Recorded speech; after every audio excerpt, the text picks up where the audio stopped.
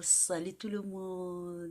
Bienvenue sur Life IQ avec Lisa, votre présentatrice. J'espère que vous allez très bien. Je suis de très bonne humeur aujourd'hui. Alors, je vais vous mettre une petite chanson.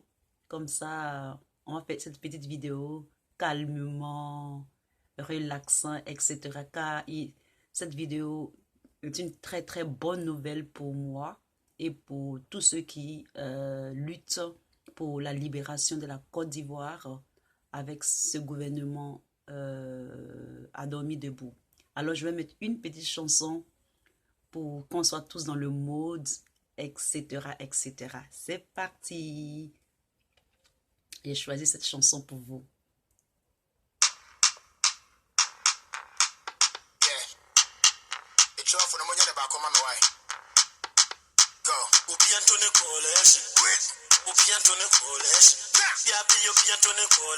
What else? Obiantone Coalition. Biantone Coalition. Obiantone Coalition. Emma would nip be and boo abunfia. I hope a promo yen abu huntia. Or ya would town for Jano Manivia. Yamu Amusinabu. Nana Yamini Awakano Nebemo. Swabi Bonina Tutu. So my body don't lose God. Can't walk for my toya. Everybody singing hallelujah. Hallelujah. Everybody singing hallelujah. Hallelujah. Make me sing oh. Oh yeah. Say let me sing oh. Oh yeah. Namu visa me shiase. The Koyama Samba. I want you to grab the fair Muntin and one say my wife, mini dama. We need a wono. Namufisa me yes and seni. Umi and I will ye my show after the winning bomb so penna was a wine pony. Canania Menesano. After the woman too. Man, I must say me a junkie and Sabusu KB. Shame on you too. After the no one said me my couple of yonki. Channel. Kidding him with a monkey. If I check, I just say you the hungry. Why a yak about a social busky? Me woo ya the Nana Metiase. When they mean a peg will be an Niviase. Man, I made a bench so I flower will be a for handkerchief from the Pemenia. Alors, j'espère que vous avez aimé cette petite variété. Moi, j'ai adoré. Et donc, je viens faire cette petite vidéo pour vous donner un peu les nouvelles. Et je crois que c'est très important pour moi de faire cette vidéo parce que cette vidéo le sujet, la petite allocution, va prouver que tout le monde a les yeux bridés sur la Côte d'Ivoire. Pour ceux qui essaient de... ça me fait rire. Pour ceux qui disent tout est bouclé, tout est fermé, tout est verrouillé à 10 cadenas, tout est, je ne sais quoi, tout est, quoi encore, tout est réglé, tout est ok, tout est. Ça, c'est pour eux que je fais cette vidéo. Alors, allons droit au but et c'est vraiment une vidéo relax. Partagez-la, d'accord? Partagez cette vidéo pour vous dire que notre pays, la Côte d'Ivoire, le pays, la Côte d'Ivoire, tout le monde aime la Côte d'Ivoire. Et ceux qui pensent qu'ils vont essayer de prendre la Côte d'Ivoire comme leur propriété privée seront chassés du fauteuil présidentiel. Je vous ai dit et je continue de vous répéter que la Côte d'Ivoire, ce n'est pas la propriété de quelqu'un. La Côte d'Ivoire appartient aux Ivoiriens, mais il y a des gens qui aiment la Côte d'Ivoire. D'accord? Alors, je vais commencer la vidéo. Alors, le titre de cette vidéo, d'abord, je vais vous lire un petit article et puis ensuite, on va faire cette petite, c'est-à-dire, je vais analyser cette petite, cet article-là. Mise en garde sévère des États-Unis contre troisième mandat d'Alassane.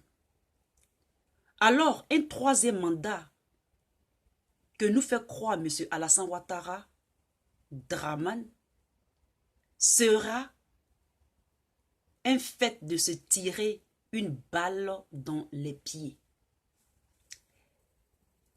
Sachez que les États-Unis fonctionnent toujours à double tranchant.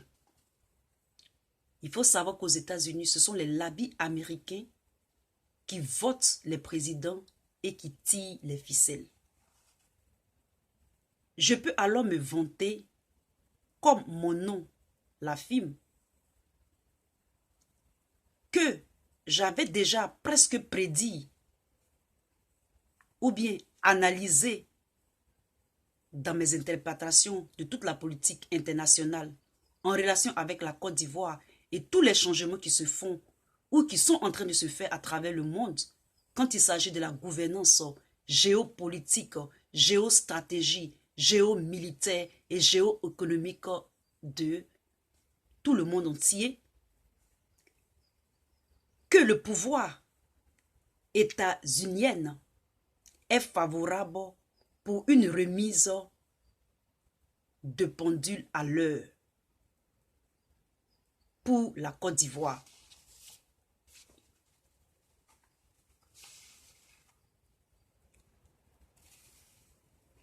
Alors,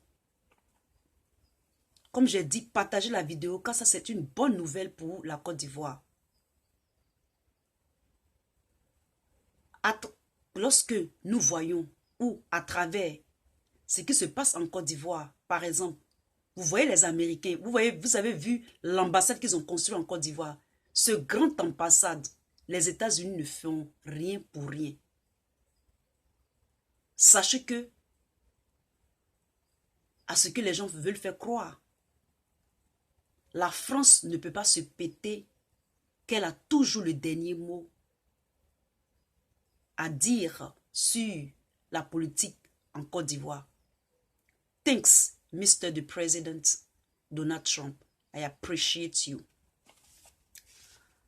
Alors, je vais lire ce petit article. D'abord, sachez que, et soyez rassurés, que la politique française n'a pas totalement, comme je le dis, la même mise sur la Côte d'Ivoire. À ce que je sache, sous le mandat de Trump. Sachez que lorsque Trump est venu au pouvoir, les gens ont voté Trump parce que les Américains étaient fatigués des guerres. La guerre, d'abord la guerre en Irak, la guerre en Afghanistan, les guerres par-ci, les guerres par-là. Ceci a appauvri les États-Unis, car une guerre est aussi chère. Avec Septembre 11 et tout ça, l'économie américaine, le peuple américain avait commencé à en avoir assez de toutes ces guerres. Sachez que la pensée commune du peuple américain est différente de la pensée politique, comme partout dans les pays. C'est-à-dire les politiques en France. Leur pensée, leur manière de faire est différente de la pensée collective du peuple français. Même chose comme en Côte d'Ivoire, etc. Au début du mandat de Trump, lorsqu'on a voté Trump, beaucoup de gens ont fustigé Trump. Sachez que Trump n'est pas du tout aimé. Lorsque vous regardez dans les médias européens, de nos jours, Trump n'est pas du tout aimé. Et ils savent pourquoi ils n'aiment pas Trump. Si on avait voté Hillary Clinton, ce serait autre chose. Mais les Américains ont voté Trump parce qu'ils étaient fatigués. Et il faut savoir aussi que si beaucoup d'hommes ne savent pas, sachez que Trump, vous le voyez comme ça, mais il a été aussi envoyé au pouvoir par les évangélistes, les labis évangélistes, les gens qui aiment Dieu, les gens qui veulent que les États-Unis reviennent dans leur esprit d'antan, c'est-à-dire leur esprit patriote, nationaliste, l'esprit des pères fondateurs des États-Unis. C'est-à-dire qu'ils ont une nostalgie. C'est pourquoi Trump a dit les Américains à l'Amérique. Et aussi, ils ont cette nostalgie-là du rêve américain. Et donc, lorsqu'il a commencé son mandat, il n'a pas cessé de couper les vivres à l'Europe et de ne pas s'entendre avec eux du tout. En passant par l'OTAN,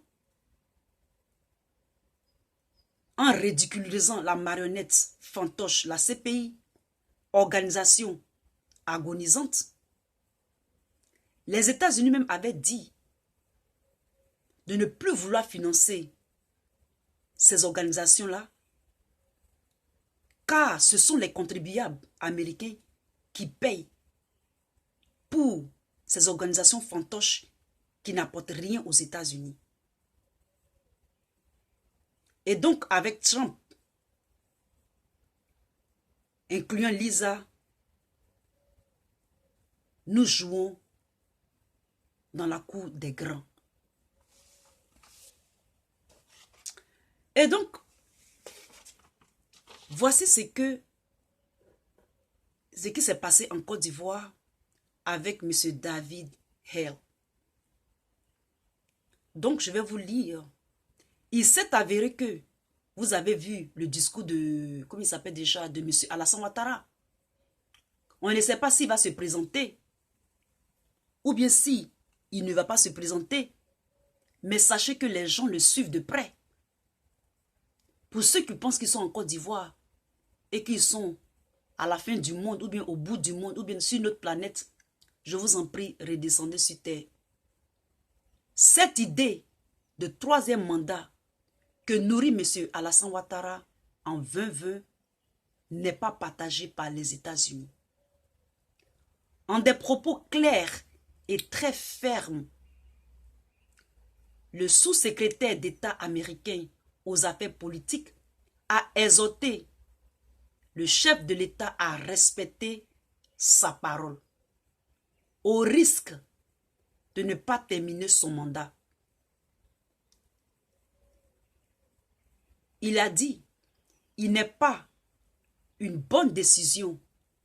Le président lui-même a dit en août 2015, c'est-à-dire 2015, qu'il ne se présentera pas. C'est quelque chose qui le condamne. Cela s'est produit aux États-Unis, mais le président a eu des problèmes. Il n'a pas terminé le mandat et il est mort par la suite, a martelé David Hale. C'était lors d'une conférence de presse animée le lundi 11 février 2019 à l'ENA à Abidjan devant les étudiants. Waouh! Et donc, ceci nous prouve que la forfaiture de Dramane Ouattara, voulant s'éterniser au siège ou faire du siège présidentiel un siège personnel de son salon, ne sera pas possible en 2020. Et c'est clair, je n'ai rien à ajouter. Et donc je vous avais dit, la politique américaine est double tranchante. Elle est double tranchante. Lorsque les États-Unis avaient donné son accord à l'OTAN par le biais de la France de bombarder le palais, c'est parce que Obama n'avait pas réfléchi. Il n'avait pas pris le temps de réfléchir. À cette époque-là, les enjeux étaient vraiment forts. Kadhafi a avancé en puissance. Ceux qui continuaient les armements, c'est-à-dire les industries d'armement, les banques, les pétroliers, tout ça, ils étaient au pouvoir. Et ils tiraient les ficelles. Malgré que Obama c'était un démocrate, ça veut dire quoi? C'était des démocrates extrémistes, c'est-à-dire les démocrates l'habit de pétrole. Et puis aussi, il faut savoir aussi que la Grande-Bretagne aussi a joué un rôle dedans, parce qu'il y avait des contrats avec Kadhafi. Et donc, ils ont profité de ce laps de temps avec Kadhafi pour bombarder Kadhafi. Et Sarkozy a profité. Les ambassades ont dégagé. Les ambassadeurs ont dégagé près de la résidence du président. Et ils ont bombardé. Les Américains n'avaient pas compris la politique. Je crois qu'après qu'ils ont fait ça, à travers certains documents, quand je me suis renseigné, quand j'ai fait des recherches, quand j'ai bien écouté, j'ai vu qu'ils n'étaient pas au parfum du problème en Côte d'Ivoire. Et ils ont laissé faire. Vous savez que les Américains, ils aiment beaucoup, ils sont vraiment à double tranchant. Ils aiment beaucoup les droits humains. Ils sont les premiers à clamer les droits humains, mais en même temps aussi, quand ça ne les arrange pas, ils peuvent mélanger les choses. Mais sachez que cette période-là a été favorable pour ce gouvernement de Dramane Alassane. Mais avec les droits humains qui sont violés en Côte d'Ivoire, avec tout ce qui se passe, un 2020 n'est pas du tout bouclé. Je vous dis, 2020 n'est pas du tout bouclé. Il y a des gens qui spéculent que non, que la France est en train de manigancer pour que Thiam se présente. Mais Thiam ne peut pas se présenter. Thiam a quelque chose contre la France, hein, sachez-le. Thiam a fréquenté en France. La France ne lui a pas donné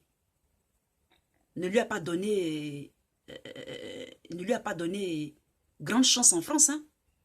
Il est allé en Angleterre, c'est l'Angleterre qui l'a fait. Et après ça, il est monté en Suisse, redresser des affaires suisses qui étaient au rouge. Et même, ils avaient même proposé à Thiam de remplacer la garde. Mais Thiam a dit non, qu'il s'y plaît là où il est.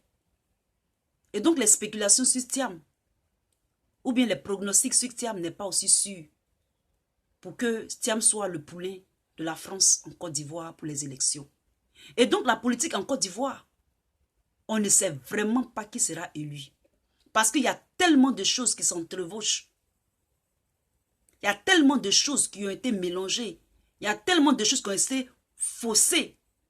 Surtout que la CPI agonise parce que on sent qu'il y a eu un enfantillage de tout le monde. Tous les mensonges, tous ces témoins qui sont allés, qui veulent me prendre des photos, des selfies avec le président Laurent Gbagbo. Tout ça a diminué la crédibilité de la politique en France. Sinon la politique européenne.